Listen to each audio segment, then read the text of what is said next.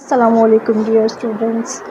आज की हमारी एक्सरसाइज है चैप्टर नंबर 1 की एक्सरसाइज 1.2 और इसकी हम मैट्रिक्स की टाइप पढ़ेंगे। मैट्रिक्स की वैसे तो बहुत ज़्यादा टाइप्स हैं, लेकिन हमारे जो चैप्टर में इंक्लूड हैं वो 12 हैं। हम इनको वन बाय वन डिस्कस करेंगे। फर्स्ट ऑफ ऑल हमारी जो पहली डेफिनेशन है वो हमारे पास रॉ मैट्रिक्स। रॉ मैट्रिक्स में क्या है? A matrix is called a raw matrix if it has only one raw. कि वो मैट्रिक्स जिसके अंदर सिर्फ एक ही हमारे पास रॉ हो उसको हम कहते हैं रॉ मैट्रिक्स। ये फॉर एग्जांपल के तौर पे हमारे पास मैट्रिक्स एम है, इसकी हमारे पास एक ही मैट्रिक्स रॉ है, इसलिए इसको हम लोग कहेंगे कि ये हमारे पास है रॉ मैट्रिक्स। कॉलम मैट्रिक्स है, कॉलम मैट्रिक्स को देखेंगे a matrix is called a column matrix if it has only one column. इसके अंदर हमारे पास इसका वन ही कॉलम है, तो इसलिए इसको हम कहेंगे कि ये हमारे पास है कॉलम मैट्रिक्स। फॉर एग्जांपल हमारे पास एम है, इसके हमारे पास 2 रोज़ हैं, लेकिन हमारे पास कॉलम क्या है? इसका एक ही कॉलम है। ठीक है, रोज़ जितनी मर्ज़ी हो, लेकिन हमारे पास अगर 1 इसका कॉलम आ रहा है तो इसको हम कहेंगे कि ये हमारे पास कॉलम मैट्रिक्स है। इसी तरह हमारे पास एन है, एन की हम देख लेंगे हमारे पास कितनी रोज़ हैं? 3 रोज़ हैं और हमारे पास एक ही कॉलम है, इसलिए इसका हमारे पास ऑर्डर आ जाएगा 3 बाय 1 और इसका ऑर्डर आ जाएगा हमारे पास 2 बाय 1। अब हमारी डेफिनेशन है रेक्टेंगुलर मैट्रिक्स की। थर्ड डेफिनेशन है R matrix M is called a rectangular if the number of rows of M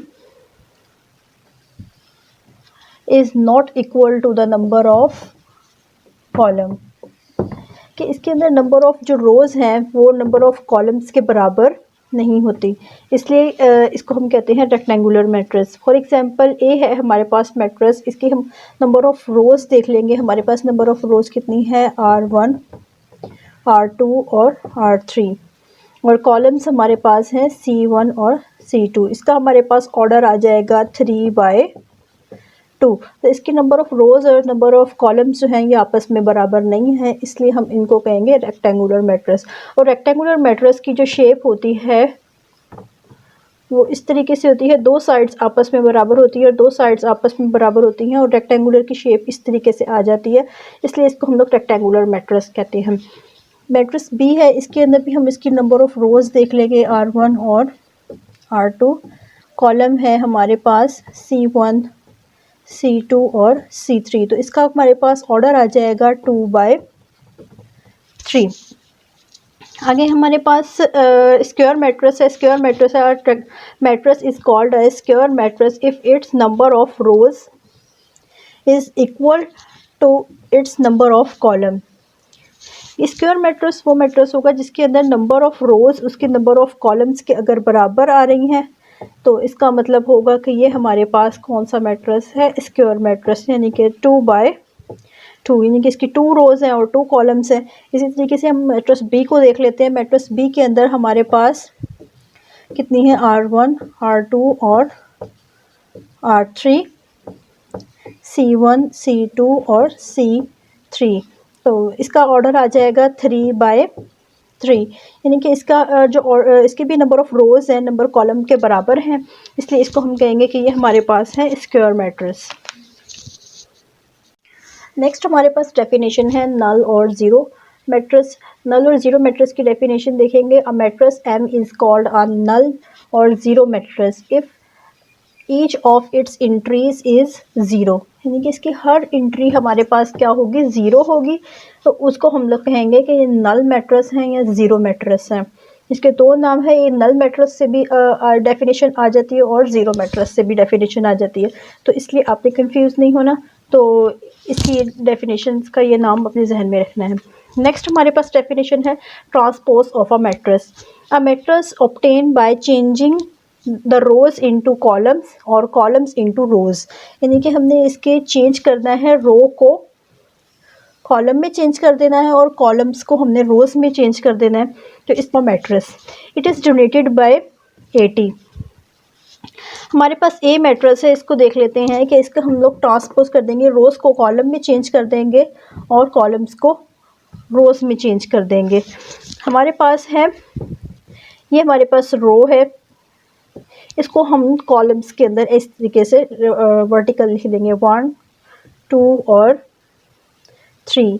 इसी तरीके से हमारे पास नेक्स्ट इस रो है R2, इसको भी हम कॉलम में चेंज कर देंगे 2 1 और 0। और ये हमारे पास रो 3 है, इसको भी हम कॉलम के अंदर चेंज कर देंगे 1 4 और 2।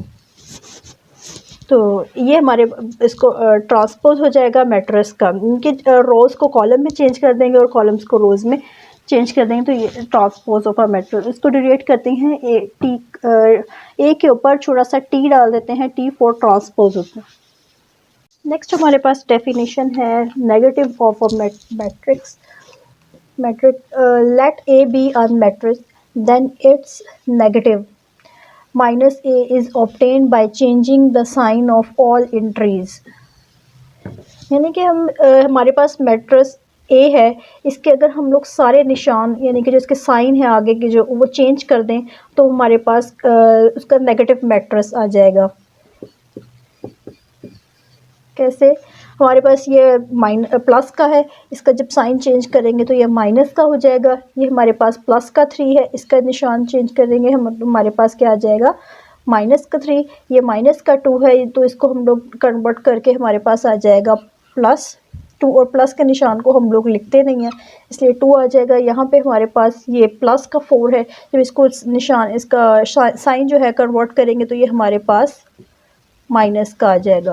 तो ये जो मैट्रिक्स है ये हमारे पास -a, ये हमारे पास नेगेटिव मैट्रिक्स है ए का। नेक्स्ट हमारे पास डेफिनेशन है साइमेट्रिक मैट्रिक्स। अब square matrix is symmetric if it is equal to its transpose. कि जो है साइमेट्रिक उस मैट्रिक्स को कहेंगे जब उस किसी मैट्रिक्स का हम ट्रांसपोज ले लें तो वो हमारे पहले वाले मैट्रिक्स जिसका ट्रांसपोज लिया हुआ है उसी के बराबर आएगा आंसर, तो हम कहेंगे कि ये हमारे पास साइमेट्रिक मैट्रिक्स है। इनको सॉल्व करके देख लेंगे। हमारे पास मैट्रिक्स ए है, हम इसको बताएंगे कि ये हमारे पास अगर इसका ट्रांसपोज ले लें तो हमारे पास ए मैट्रिक्स के बराबर आएगा। अब इसका ट्रांसपोज लेकर देख लेते हैं ए का।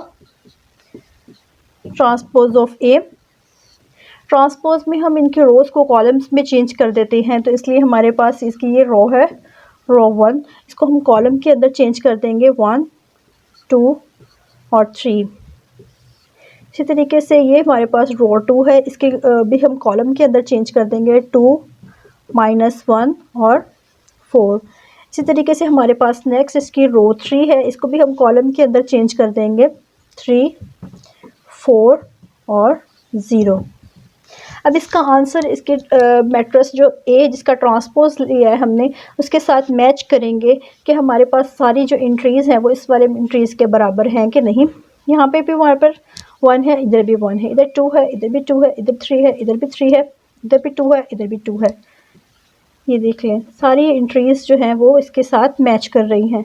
यहाँ पे -1 है, यहाँ पे भी -1 है, यहाँ पे 4 है और यहाँ पे भी 4 है, यहाँ 3 है और इधर भी 3 है, इधर 4 है, इधर भी 4 है, इधर 0 है और इधर भी 0 है। इसलिए हम कहेंगे कि हमारे पास जो है ए वो ए का ट्रांसपोज ए के इक्वल है। स्क्वायर मैट्रिक्स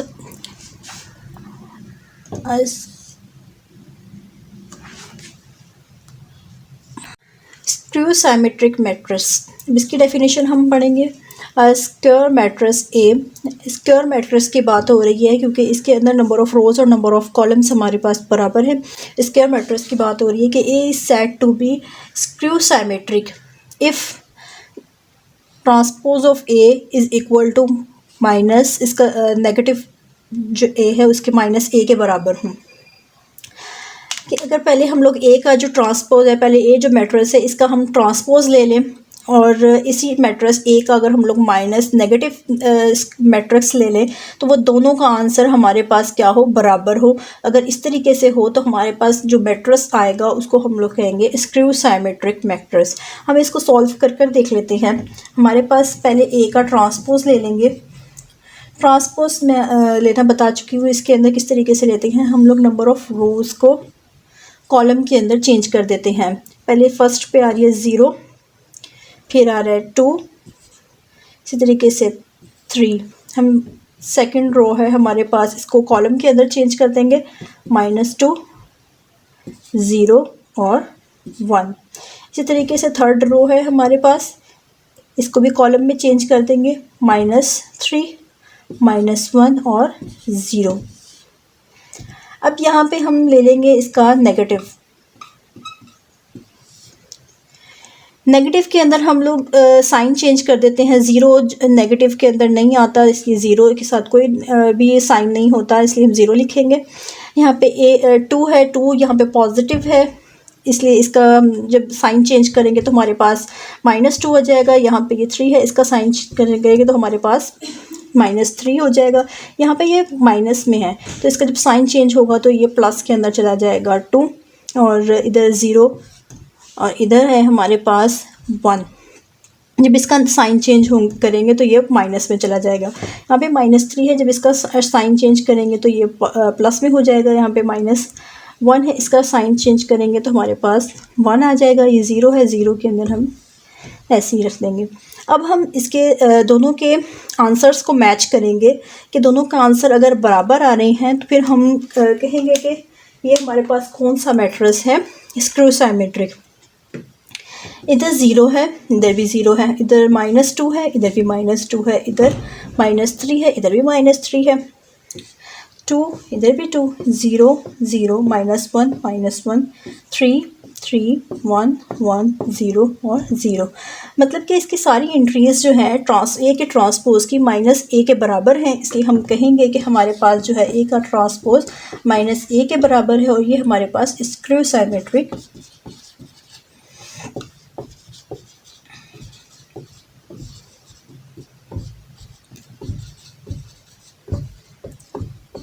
मैट्रिक्स है। नेक्स्ट डेफिनेशन है हमारे पास डायगोनल मैट्रिक्स। डायगोनल मैट्रिक्स क्या होता है? A square matrix A is called a diagonal matrix if at least any one of entries of its diagonal is not zero and non diagonal entries are zero. इसके अंदर ये दो बातें ज़्यादा जहन में रखनी है हमने, कि सबसे पहले क्या है कि हमारे पास डायगोनल क्या होता है। डायगोनल जो है हमारे पास, इसे कहते हैं डायगोनल। कह रहे हैं कि अगर इसके अंदर अगर एक एंट्री भी हमारे पास नॉन ज़ीरो है, मतलब ज़ीरो नहीं है, उसके अंदर 1 2 3 4 5 6 7 8 कोई भी है, अगर बाकी सारी एंट्रीज़ यहाँ पर ज़ीरो है, अगर एक जो एंट्री है वो हमारे पास नॉन ज़ीरो है, तो वो हमारे पास डायगोनल होगा। और इसकी जो डायगोनल नॉन डायगोनल एंट्रीज़ क्या हैं, जो ऊपर और नीचे वाली जो एंट्रीज़ आ रही हैं वो हमारे पास क्या हैं, वो ज़ीरो ही हों। लेकिन जो डायगोनल है इसके अंदर हमारे पास अगर एक एंट्री भी हमारे पास नॉन ज़ीरो है, तो इसको हम मैट्रिक्स कहेंगे कि ये हमारे पास डायगोनल मैट्रिक्स है। इस तरीके से यहाँ पर देख लेते हैं बी के अंदर भी ये हमारे पास डायगोनल है। डायगोनल यहाँ पे भी 0 आ रहा है, और इधर हमारे पास 1 है और इधर 3 है। डायगोनल के अंदर दो जगह पे हमारे पास 0 हो सकता है। अगर यहाँ पर भी हमारे पास एक एंट्री भी अगर हमारे पास नॉन ज़ीरो आ रही है, तो वो हमारे पास डायगोनल होगा। और लेकिन जो इसके ऊपर नीचे वाली एंट्रीज़ हैं डायगोनल के, वो हमारे पास 0 ही हों, तो इसको हम कहेंगे कि ये हमारे पास कौन सा मैट्रिक्स है, डायगोनल मैट्रिक्स। स्केलर मैट्रिक्स है हमारे पास। A diagonal matrix is called a scalar matrix if all the diagonal entries are same and non-zero। कि हमारे पास इस मैट्रिक्स को हम डायगोनल मैट्रिक्स भी कहेंगे। और स्केलर मैट्रिक्स ये कि हमारे पास जो डायगोनल है, ये इसके अंदर जो एंट्रीज़ है वो सेम ही यूज़ हो। अगर 2 यूज़ हो रहा है तो इन तीनों साइड पर हमारे पास क्या हो, 2 ही हो। अगर 1 यूज़ हो रहा है तो तीनों साइड पर हमारे पास 1 ही है। यानी कि हमारे पास जो एंट्रीज डायगोनल के अंदर यूज़ हो रही है वो हमारे पास जो है 1 ही हो और 0 एंट्रीज़ ना हो। तो ये हम इस मैट्रिक्स को कहेंगे हम कि स्केलर मैट्रिक्स है। अब हमारे पास है लास्ट डेफिनेशन है identity matrix. A diagonal matrix is called identity और यूनिट मैट्रिक्स। इसको आइडेंटिटी भी कहते हैं और यूनिट मैट्रिक्स भी कहते हैं। If all the diagonal entries are 1, it is generated by I. कि हमारे पास मैट्रिक्स है, इसके डायगोनल के अंदर हमारे पास सिर्फ 1 1 यूज़ होगा। अगर डायगोनल के अंदर 1 1 है तो इट्स मीन हमारे पास कौन सा मैट्रिक्स है, आइडेंटिटी